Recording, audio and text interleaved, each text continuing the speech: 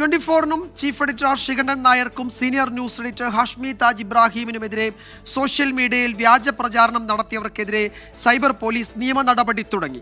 കലാപാഹ്വാനത്തിന് കേസെടുത്താണ് police നീക്കം. നുണപ്രചാരണം നടത്തിയ കൂടുതൽ പേർക്കെതിരെ വരും ദിവസങ്ങളിൽ പരാതി നൽകുമെന്ന് ശ്രീകണ്ഠൻ നായർ അറിയിച്ചു.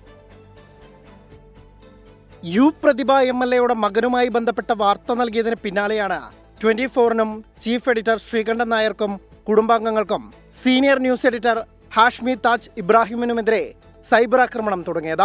ബിജു നെടുമൺകാവ്, JKK ജയൻ എന്ന ജയകുമാർ, റഷീദ് പുത്തൻപുരയിൽ, പ്രജീഷ് ദാദു, രാം പാച്ചേനി എന്ന രാമചന്ദ്രൻ, കോമ്രേഡ് MV പ്രദീപൻ എന്നീ ഫേസ്ബുക്ക് അക്കൗണ്ട് ഉടമകൾക്കെതിരെയാണ് നിയമ നടപടി. ജനങ്ങളുടെ ഇടയിൽ കലാപാഹ്വാനം സൃഷ്ടിക്കാൻ ഉദ്ദേശിച്ചാണ് പോസ്റ്റുകളെന്ന് എറണാകുളം സിറ്റി സൈബർ ക്രൈം പോലീസിന്റെ FIRലുണ്ട്. BNS, കേരള പോലീസ് ആക്ട് എന്നീ വകുപ്പുകൾ പ്രകാരമാണ് നടപടി.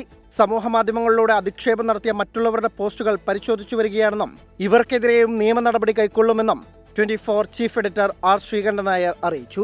24 കൊച്ചി.